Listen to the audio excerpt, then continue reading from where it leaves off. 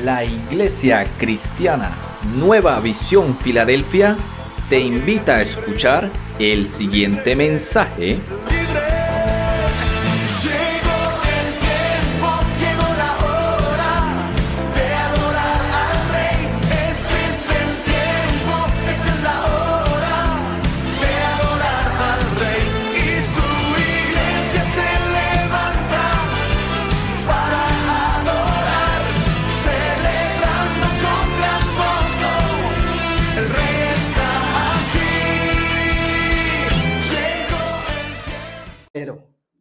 Y para eso voy a leer el profeta Jeremías, capítulo 18. Profeta Jeremías, capítulo 18. Dice la palabra de Jehová que vino a Jeremías diciendo: levántate y desciende a casa del alfarero, y allí te haré oír mis palabras. Descendí a casa del alfarero y hallé que él estaba trabajando en el torno, y la vasija de barro que hacía se echó a perder en sus manos, pero él volvió a hacer otra vasija según le pareció mejor hecha. Palabra de Dios. ¿Y quién vive? Cristo. Gloria a Dios. Bueno, vamos a disponernos en esta noche para escuchar lo que Dios quiere hablarnos, porque Dios siempre tiene cosas maravillosas para su pueblo. ¿Cuántos lo creen así? También quiero pedirles que abran su Biblia allí en un segundo texto, Primera de Reyes, capítulo 17. Lo van a tener allí a su mano, capítulo 17, Primera de Reyes. Y leí en las palabras del profeta Jeremías que dice, que da una palabra bien descrita. Como quien dice, bien hechecita la palabra del profeta para el pueblo. Amén. Es bien programada para el pueblo de Dios. Porque el pueblo de Dios es este remanente que está en este lugar. Primera de Reyes, capítulo 17. No, de todo el capítulo ahí lo van a tener, lo van a estar mirando. Primera de Reyes, capítulo 17. Y dice la palabra, en el libro del profeta dice que en casa del alfarero, oígalo bien, que en casa del alfarero su vasija se echó a perder. En casa del alfarero su vasija se echó a perder. Entonces, ¿qué? Hizo una nueva. Hizo una mejor. Dígale al hermano que está ahí enseguida, Dios hizo una mejor. Dígale, Dios hizo una vasija mejor. Dios hizo una vasija mejor. En Primera de Reyes, capítulo 17, dice la palabra. Eso es como el contexto de lo que quiero decirles. Que el rey de Israel, óigalo bien, el nuevo rey de Israel, era el rey más malo escrito por la Biblia, considerado en la palabra de Dios el peor rey de la historia y el más perverso rey de Israel. Dice que él se casó con la hija del rey de los Sidonios, el enemigo, una nación enemiga del pueblo de Dios. ¿Y qué pasó? Se casó con la hija del rey de los Sidonios y trajo, óigalo bien, trajo los dioses paganos de los Sidonios, los trajo a Israel. ¿Y qué hizo? Hizo que Israel adorara a Baal, al punto que ya ni se adoraba al Señor. Ya no había altar. Y ya nadie llevaba ofrendas. Y ya nadie se adoraba a Dios. Estaban en el peor momento. Estaban pasando por el peor momento. Y dice que así aparece un hombre llamado, ¿cómo? Elías Tisbista. Que ese hombre, este profeta, viene delante del rey acá y dice las siguientes palabras: vive Jehová de Israel, en cuya presencia estoy, que no habrá lluvia ni rocío en estos años, si no es por mi palabra. Le suelta la palabra profética. Amén, hermanos. Le suelta la palabra profética de parte de Dios. Y entonces, ¿qué sucede? Le toca luego que esconderse. Le toca esconderse en el arroyo de Kerit, que estaba frente al Jordán, y vivir escondido. ¿Cómo le parece, hermano? Da una palabra porque Dios le dice, ve, da esta palabra, y da la palabra y luego le dice, escóndete, porque el rey te va a matar. Y tiene que esconderse, estar en el arroyo escondido, alimentado por los cuervos. Y dice la palabra que los cuervos le traían pan y le traían carne por la mañana y pan y carne por la tarde. Todos sabemos, mis queridos hermanos, de dónde sacaban la carne los cuervos, ¿cierto que sí? Pero lo que no sabemos es de dónde ellos sacaban el pan. ¿De dónde sacaban los cuervos pan? A veces nosotros, cuando estamos en circunstancias difíciles, somos también alimentados por cuervos. La bendición viene por los cuervos. Pero una cosa sí estamos seguros, hermanos, que Dios de ninguna manera nos dejará. Amén. Dios de ninguna manera nos dejará morir de hambre. Siempre nos dará el alimento. Gloria a Dios. Dios cuida siempre de sus hijos. Dios cuida de su pueblo. Y dice la palabra que el profeta tomaba agua del arroyo de Kerit. Y dice también que el arroyo se acabó. El arroyo se secó. Qué cosa difícil cuando se acaba el agua. A nosotros nos ha tocado muchas veces de pronto saber que se fue el agua y que no hay de dónde echar mano. Y ahora el profeta sabe que se le acabó el agua. Y dice, ahora, ¿de dónde voy a sacar agua? ¿Cómo voy a vivir y qué voy a hacer? El rey me busca para matarme. ¿En dónde me voy a esconder? Dice el profeta. Y el Señor le da la palabra y le dice nuevamente, ve a Sarepta de Sidón, a una viuda. Ve y métete entre los enemigos. Yo le he dicho a una viuda que te sostenga. Óigalo bien. A una viuda pobre que te sostenga. Entonces estamos hablando del tiempo del profeta Elías. Pero ¿qué tal si el Señor hoy nos dijera a nosotros que somos bien, de pronto, pobres, podemos decirlo así? Y que le diga, ve y métete a la casa de la señora que está más pobre que usted. Ella te va a sostener. ¿Qué pasaría?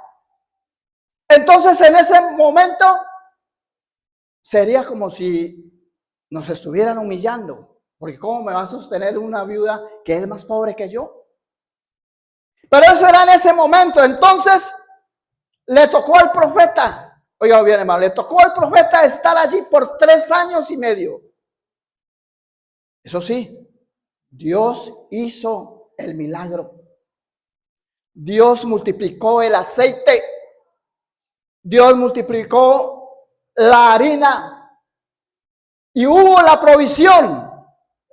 Amén. Hubo la provisión. Pero el profeta no dejaba de estar allí en esa casita, siendo sostenido por una anciana. Pero luego viene en el capítulo 18 de Primera de Reyes, mis queridos hermanos. Ustedes pueden notar allí en sus Biblias. En el capítulo 18 de Reyes, donde Dios le dice, ve y preséntate al rey Acab, que yo voy a hacer llover sobre la tierra. ¿Cuántos le alaban al Señor? Yo voy a hacer llover sobre la tierra. Y entonces viene el profeta Elías y reúne a toda la nación en el monte Carmelo. Y dice las palabras, el Dios que responda con fuego que ese sea Dios. Y entonces los sacerdotes de Baal comenzaron allí a hacer el sacrificio y comenzaron a hacer la zanja y a echar la leña y a prender fuego. Pero esto sucedía vez tras vez tras vez, pero no pasaba nada. No descendía nada de fuego. Y dice la palabra que a la hora de la tarde, óigalo bien, cuando Elías reúne a los sacerdotes y donde se acerca todo el pueblo, dice que restaura el altar de Dios. Dígale allá al hermano, Dios restaura el altar. Dios restaura mi altar. Eso es maravilloso. Dios restaura el altar. Y empieza el pueblo a entender y toda la nación que Dios tenía el poder y tiene el poder para restaurar el altar. Y cuando Elías invoca a Dios, desciende fuego del cielo, hermanos. Porque ese es el poder de Dios. Desciende fuego del cielo y la nación entera se postra diciendo, Jehová es Dios. Lo que decimos nosotros siempre, Jehová es nuestro Dios. Alábale al Señor allí donde estás, hermano. Tal vez entonces surge la pregunta, ¿por qué tenía el profeta Elías que depender de los cuervos? ¿Por qué tenía que esconderse siendo el profeta? ¿Por qué tenía que ser alimentado por una anciana pobre? ¿Por qué? Entonces, mis queridos hermanos, tenemos que decir que Dios estaba haciendo en el profeta una nueva vasija. ¿Cuánto le alaba al Señor? Estaba probándolo. Porque Dios prueba a su pueblo. A ver si estamos en capacidades de actuar. Le estaba haciendo una nueva vasija. Estaba en las manos del alfarero. Gloria a Dios. ¿Cuántos están en las manos del alfarero? En esta noche el pueblo de Dios está en las manos del alfarero. Aleluya. Porque Dios no puede entregar una misión a una persona mientras no pase por las manos del alfarero. Sabe que cada uno de nosotros, Dios nos ha entregado una misión. Dios no puede entregar una misión tan grande a un hombre. Dios primero trabaja el corazón de la persona. Dios primero trabaja el corazón del hombre. Dios primero trabaja el corazón de toda la iglesia. Porque somos vasijas de barro. ¿Cuántos creen que somos vasijas de barro? Y la excelencia del poder de Dios está ¿sobre quién? Sobre nosotros. La excelencia del poder de Dios está sobre la iglesia en esta noche. Y lo que quiero que nosotros entendamos es cómo trabaja Dios cuando hay una misión grande. Y yo sé que ustedes en esta noche lo van a entender. ¿Cómo trabaja Dios en la iglesia, en el hombre, cuando hay una misión grande? Primera de Samuel capítulo 16, versículo 17. Dice la palabra. Primera de Samuel capítulo 16. Dice la palabra que Dios escoge a David, un jovencito. Siendo un jovencito. Y le dice, Él es. Y le dice, Él es el ungido. ¿Saben, mis queridos hermanos, lo que es que Dios lo unja a una persona, como hizo con David? Lo que es que Dios lo unja. Lo que es que el profeta, óigalo bien, lo que es que el profeta más grande de la historia, el más importante del país, venga y lo unja. Y fuera eso delante de toda la ciudad. Yo creo, hermanos, que David era una de las personas que se sentía muy orgulloso por ser el ungido de Dios. Yo me siento muy orgulloso por ser ungido por Dios. ¿Cuántos se sienten orgullosos? David era un hombre que se sentía orgulloso. Yo creo que caminaba erguido, diciendo: yo soy el ungido. Pero qué bueno. Eso era una bendición, una maravilla. Yo soy el ungido. Pero ¿qué sucede, hermanos? Comienza la prueba. Comienza la prueba para David. ¿Qué pasa? Dice, el rey lo busca para matarlo. Y luego tiene que esconderse en una cueva asustado. Y tener que poner su familia en manos de un rey extranjero para que no los matasen. Y también a sus padres. Y vivir en una cueva lleno de miedo. Eso le sucedía a David. Y luego tener que salir al desierto. Y vivir en el desierto. Y luego tener que habitar en la tierra de los enemigos, de los filisteos, que era el enemigo más grande que tenía. Y ahí lo tenía cercano. Y fuera de eso, vivir dentro de ellos. Y hasta fingir que estaba loco. Y hasta fingir que estaba loco. Y luego le dieron una ciudad llamada Siclar. Y para colmo de males, la ciudad se quemó. Fue un acto de tormento tras tormento para el rey David. Y sus enemigos querían matarlo. Y hermanos, estando en esa angustia, en esa hora muere el rey de Israel y es ungido como rey de Israel. Primero ungido como rey de Judá y luego ungido como rey de Israel, proclamado rey de Israel. Y con eso trajo la victoria, hermanos. Pero había que pasar por la prueba.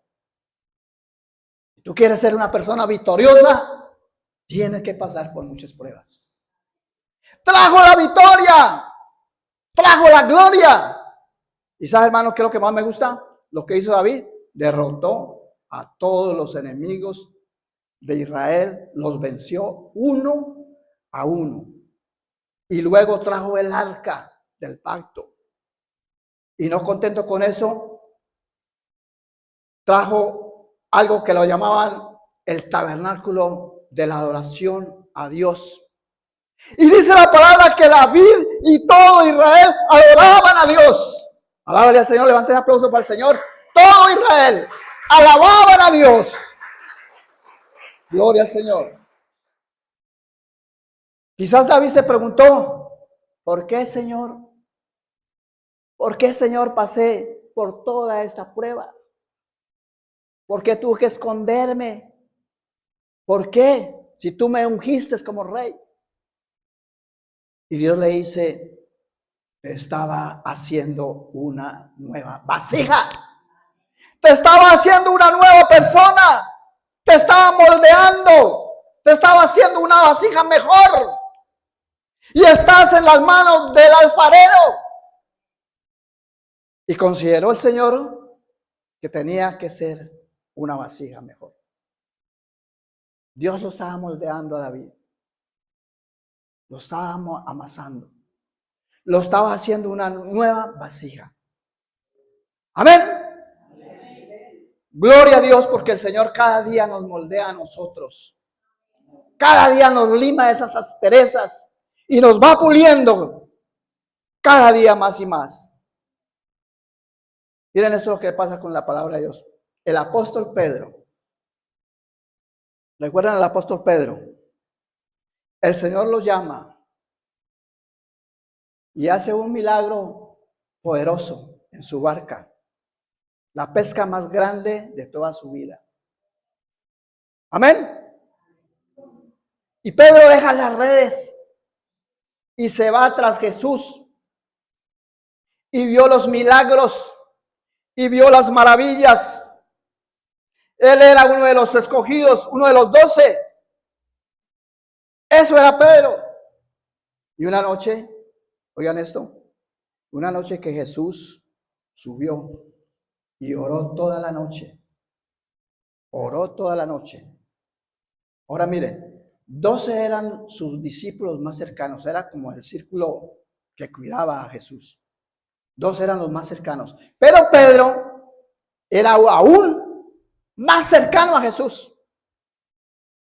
Porque dice la palabra que en el monte de la transfiguración, donde el Señor se transformó su figura en un rostro resplandeciente y sus vestiduras blancas como la nieve, como nadie lo había visto, y oír la voz del Padre hablando.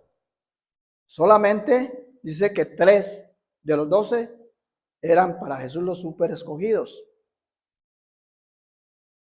Y le revela a Pedro que Jesús es el Mesías. Le revela a Pedro que Jesús es el Mesías. Y fue Pedro el que lo reconoce. Hasta ahí va muy bien todo. Pero luego viene la prueba. Jesús es apresado. Y los discípulos se esparcieron. Se fueron corriendo. Pero Pedro quiso ver de cerca cómo terminarían las cosas. Y es allí cuando él niega a Jesús para salvar su vida. Es allí cuando él niega a Jesús para salvar su vida. Claro, si Pedro acepta que es un discípulo de Jesús, si Pedro reconoce que es un discípulo de Jesús, lo van a matar. Así que opta por decir, no, yo no lo conozco. ¿Cuántos Pedros aparecen en la iglesia? Yo no lo conozco, no sé quién es. Y usa las mismas palabras de los enemigos de Jesús. Y Pedro comienza a maldecir.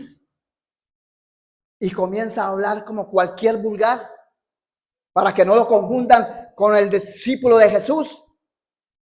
Pero ¿qué sucede? Jesús lo está mirando. Jesús lo está mirando. Y cuando canta el gallo sale Pedro y llora amargamente. Y sigue diciendo la palabra, al tercer día Jesús resucita. Y el último en llegar a la tumba entre Juan y Pedro, cuando supieron que estaba la tumba vacía, fue Pedro, que siempre era el primero. Y esta vez era el segundo. ¿Por qué? ¿Por qué Pedro esta vez fue de segundo? No darle la cara a Jesús. No quería darle la cara a Jesús. Y lo bonito de la historia es que allí en el lago de Genesaret, a la orilla del mar, Jesús hace otra vez la pesca milagrosa. ¿Para qué? Para recordarle a Pedro quién era Jesús. Para recordarle a Pedro quién era Jesús. Y Pedro viene y ya se tira al agua, pero Jesús los llama y come con los discípulos, los 7 discípulos, porque los otros habían quedado dispersos. Y Jesús le dice nuevamente a Pedro, ¿me amas? ¿Me amas? Ahora miren esto, hermanos, ¿cómo responderías tú? ¿Cómo respondería la iglesia en este caso? ¿Cómo respondería mejor aquí? Si Jesús te pregunta, ¿me amas? ¿Cómo responderíamos nosotros? Cuando tú sabes que lo traicionaste. Cuando tú sabes que lo traicionaste. Cuando tú sabes que lo negaste. Que dijiste, no lo conozco. ¿Cómo responderíamos nosotros a esta pregunta? Y Jesús le dice, Pedro, ¿me conoces? Caminábamos juntos en tu casa, le dice Jesús. Pedro, tú viste los milagros y viste las maravillas. Y vuelve a recuerda, Pedro, tú estuviste en el monte de la transfiguración y oíste la voz del Padre. Pedro, fuiste uno de los poquitos que vieron la resurrección de la hija de Jairo. Pedro, ¿cómo dices que no me conoces? Yo creo que esas palabras retumbaban fuertemente en el oído de Pedro. ¿Cuánto le daban a Dios? Esas palabras retumbaban fuertemente en el oído de Pedro. Pero Jesús no lo ignora. Jesús es un Dios de amor, ¿cierto, hermanos? A pesar de las circunstancias, a pesar de los problemas que nosotros vamos a tener, tenemos que tener en cuenta que tenemos un Dios que no nos ignora, que siempre está pendiente de su pueblo. Y no lo condenó. Antes le dice, Pedro, ¿me amas? Y Pedro le dice, tú sabes que te amo. Y le dice, pastorea mis ovejas. Pastorea mis ovejas. Alábale, Señor. Levante aplauso para el Señor. No nos quedemos muy dormidos. Alabemos a nuestro Dios. Porque Jesús es nuestro pastor. ¿Saben, hermanos, qué es lo que eso significa? Que Dios, mire, Dios poderoso, el Hijo de Dios, descendiendo del cielo, se hace hombre para salvarnos, para salvar la humanidad, que era lo que más amaba. Y este Dios poderoso ahora le dice a este hombre que una vez lo traicionó, pastorea mis ovejas. Eso nos quiere decir que tenemos un Dios muy, pero muy poderoso y maravilloso.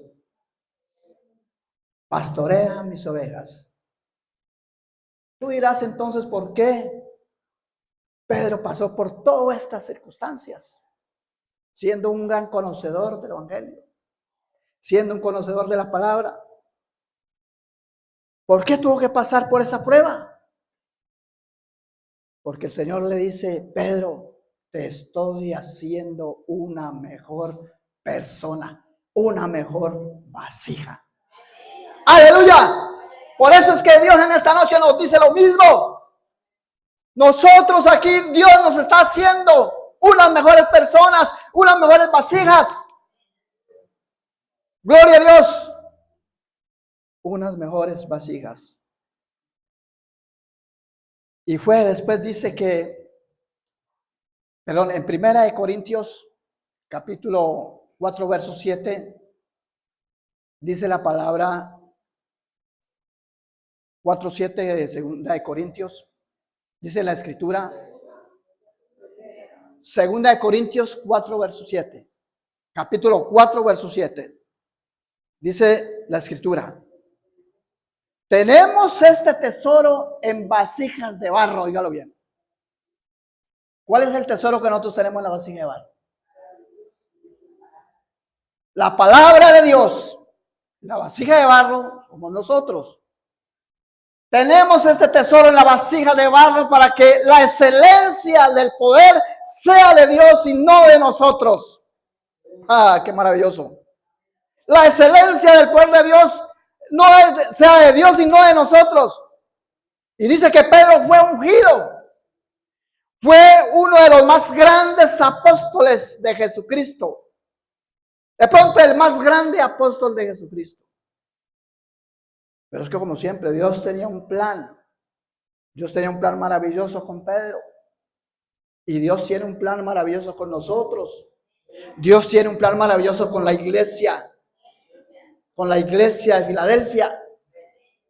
Dios tiene un plan maravilloso con nuestras familias.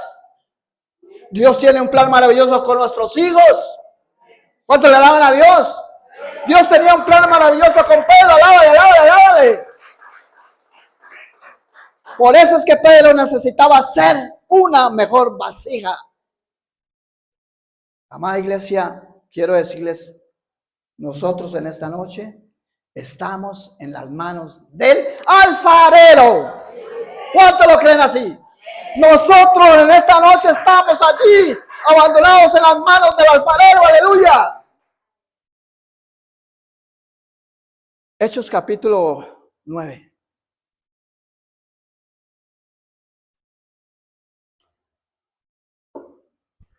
Hechos capítulo 9 dice un relato acerca del apóstol Pablo. Dice que Pablo se convirtió a Jesús. Eso está muy claro. El apóstol se convirtió a Jesús.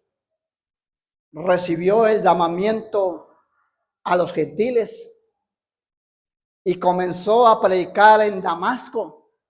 y predicaba con denuedo, con gozo. Era una maravilla. Pero creaba unos problemas. ¿No lo han notado? Si han leído en el capítulo 9 de Hechos, lo que es todo el ministerio de Pablo, se darán cuenta que creaba unos problemas, que en Damasco lo iban a matar. Y les tocó sacarlo por un muro en la noche, escondido en un canasto.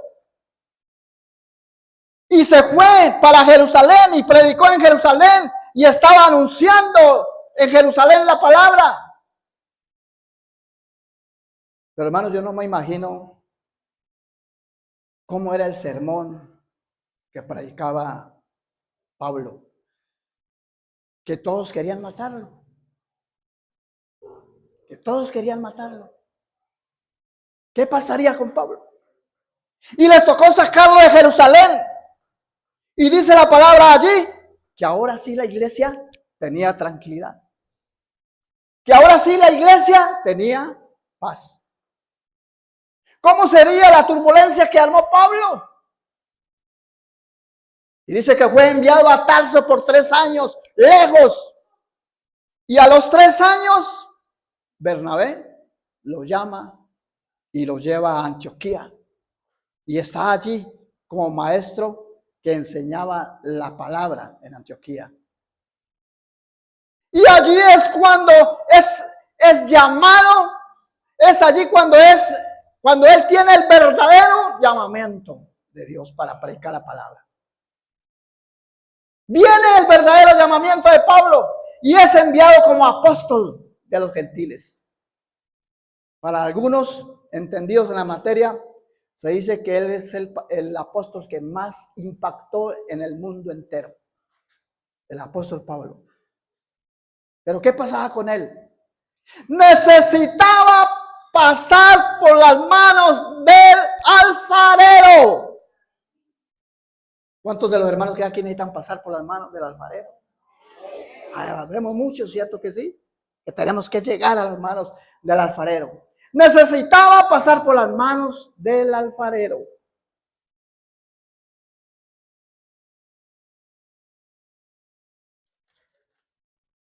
Pablo necesitaba ser una mejor vasija. Necesitaba ser una mejor vasija. Amada iglesia, llegamos a un punto bueno para la iglesia. ¿Cuál es la casa del alfarero? Yo me pregunto en esta noche. ¿Cuál es la casa del alfarero? ¿Quién? Cada uno de nosotros. ¿Cuál es la casa del alfarero? ¿Por qué el Señor le dice al profeta Jeremías, levántate y ve a casa del alfarero y allí te haré oír mis palabras? Mis hermanos y amada iglesia que oyen hoy estas palabras, ustedes están aquí, esta es la casa del alfarero. La iglesia del Señor es la casa del alfarero. El alfarero está entre nosotros, entonces tenemos que decir. El alfarero está entre nosotros. Esta es su casa. La iglesia que Dios fundó aquí en este sector. La iglesia de Filadelfia. Esa es la casa del alfarero. ¿Cuánto le alaban al Señor? Esa es la casa. Aquí es donde Dios te hará saber su palabra. Es aquí en este templo donde Dios nos hará saber su palabra. Ve a la casa del alfarero y te haré saber mis palabras. Mis queridos hermanos, amada iglesia, quiero decirles que aquí Dios nos va a hacer una nueva vasija. Esta noche Dios nos va a hacer una nueva vasija. Jeremías capítulo 23. Verso 29, dice la escritura, no es mi palabra, óigalo bien lo que dice, póngale bastante atención, no es mi palabra como fuego, dice Jehová, como martillo que quebranta la piedra. ¿Cuál es la piedra? Nuestro corazón. ¿Cuál es la piedra? Nuestra vida. Es como un martillo que quebranta la piedra. Cuando venimos a la casa de Dios y oímos el sermón o la palabra de Dios, esa palabra es como martillo que golpea tu corazón. Esa palabra que se predica el día domingo, esa palabra que se predica los miércoles, y así sucesivamente, cada que se predica esa palabra, es como martillo que quebranta nuestro corazón. Amén. Por eso, siempre el centro de un servicio, el centro de un culto, es la palabra predicada. Bueno, también es el Señor, claro, el Señor es también importante. Pero ¿qué dice la palabra en Hebreos capítulo 4, verso 12? ¿Qué dice? Porque la palabra de Dios es viva y eficaz. Dice la escritura, más cortante que espada de dos filos. Dice que penetra hasta partir el alma y el espíritu y las coyunturas y los tuétanos y discierne los pensamientos y las intenciones del corazón. Eso es la palabra de Dios, hermano. Es la palabra que nos reargulle. Es la palabra que siempre nos anima. ¿Por qué es tan importante la palabra de Dios? ¿Por qué es tan importante? Porque por esto. Porque primero, tú tienes alma. ¿Cierto que sí? Segundo, tú tienes deseos. Tenemos deseos. Tercero, tenemos inclinaciones a hacer lo bueno o a hacer lo malo. Pero tenemos inclinaciones. Y de repente no sabemos cuándo es el Señor que nos habla y cuándo es la carne que nos habla. Pero la palabra de Dios divide. La palabra que se predica, esta palabra de Dios, divide la carne y el alma del espíritu. Eso es lo que Dios tiene para ti, para mí y para la iglesia. No es lo que yo creo, no es lo que tú creas, es lo que Dios dice en su palabra predicada. Alábale al Señor, alábale. Levante aplauso para el Señor. Levante ese aplauso para el Señor. Es la palabra predicada. Por eso en la casa del alfarero, Dios te hace una nueva vasija. Por eso cuando tú vienes aquí a este lugar, Dios te va a hacer una mejor vasija. Te enseña cuál es su verdad. Te enseña cuál es su verdad. Nos enseña cuál es su camino. Porque la palabra predicada es la espada del Espíritu con la que usted va a librar grandes batallas. ¿Cuántos lo creen así? La palabra que tú aprendes aquí, que llevas a tu casa, es la espada del Espíritu con que tú vas a librar grandes dificultades que siempre se presentan.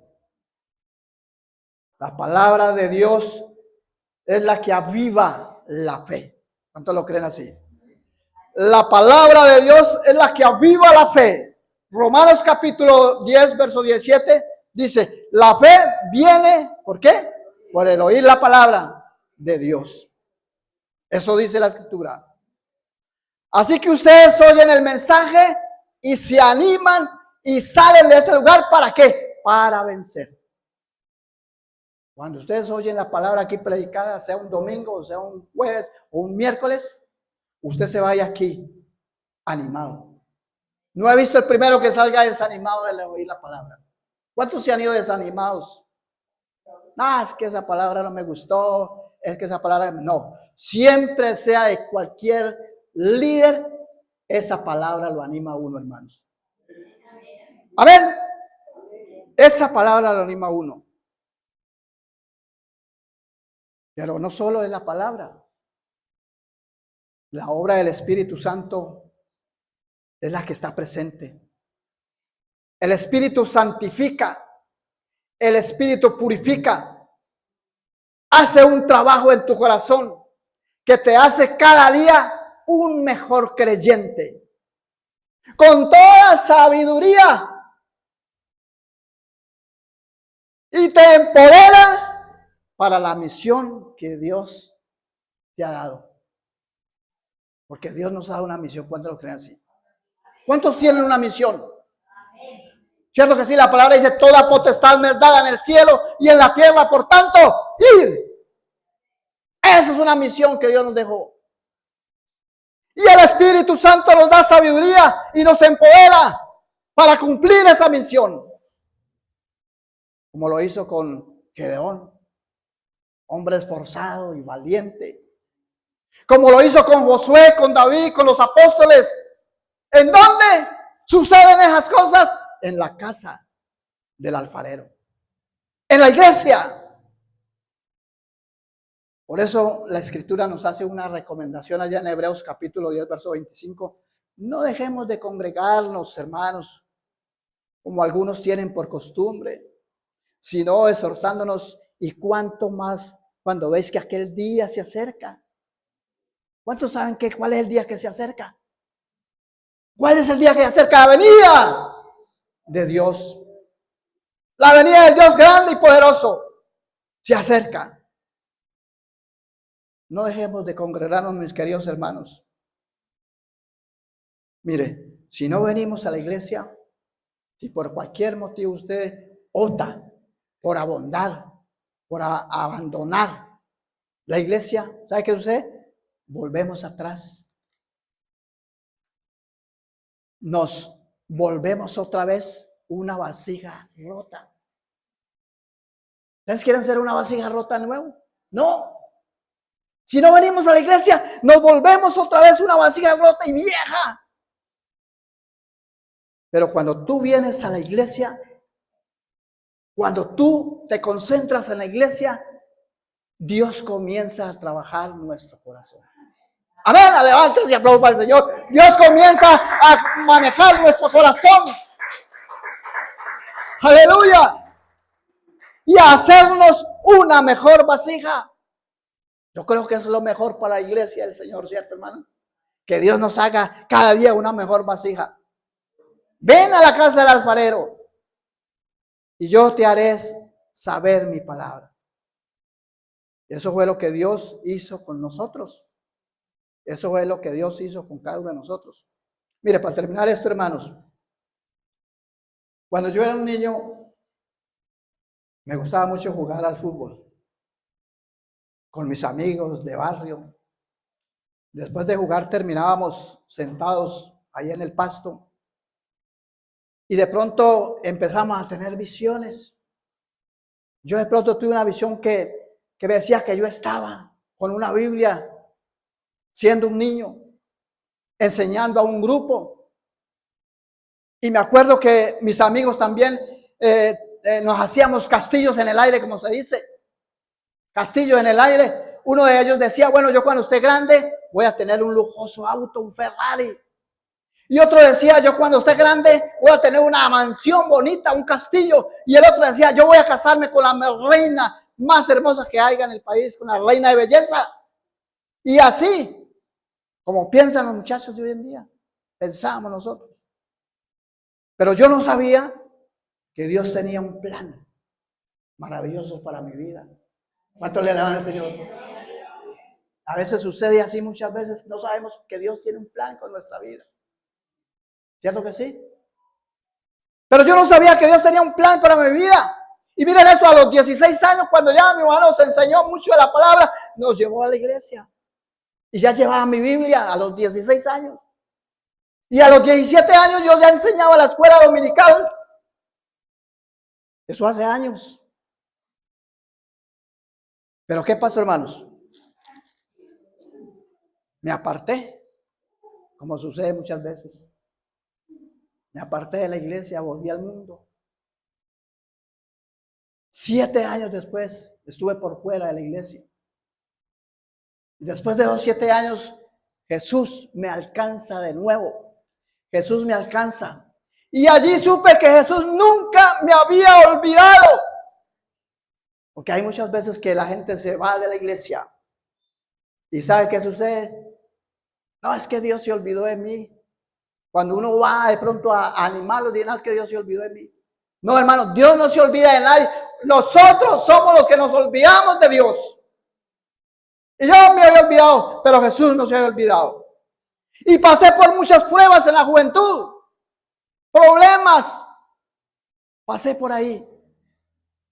Y supe o me di cuenta que Dios estaba trabajando mi vida. Amén.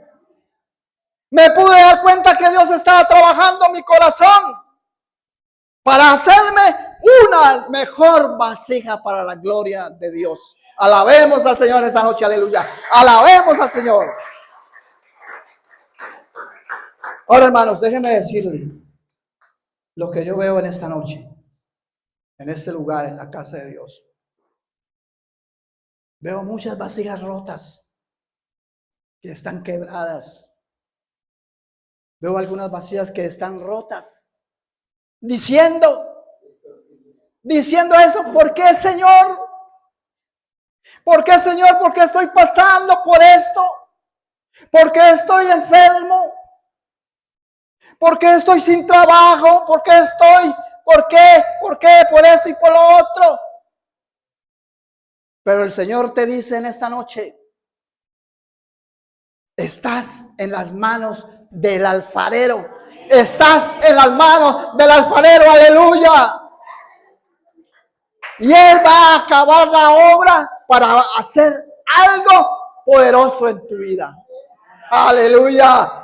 Dios va a acabar todo y va a comenzar algo maravilloso en nuestra iglesia. Va a comenzar algo fabuloso para nosotros, hermanos. Gloria al Señor. Él va a hacer algo maravilloso en tu vida. Por eso yo te digo, hermanos, ven acá. Si tú eres de esas vasijas, ven acá, queremos orar en esta noche. Queremos orar para que Dios haga vasijas nuevas.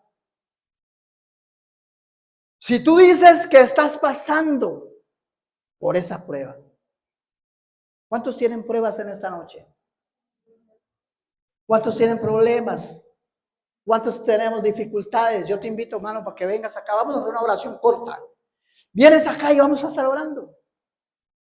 Vamos a estar orando para que Dios haga unas vasijas nuevas.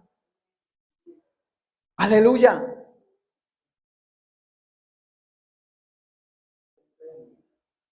Pero queremos orar por los que están en las manos del alfarero. Eso quiero hacer. Por eso yo te hago una invitación para que arrimes hasta este lugar y yo quiero orar. Quiero orar junto con el pastor para que Dios moldee los corazones. Él está trabajando tu vida. Ve, hermano, Dios está tratando con tu vida en esta noche. Hoy estás en las mejores manos. Tú eres, óigalo bien,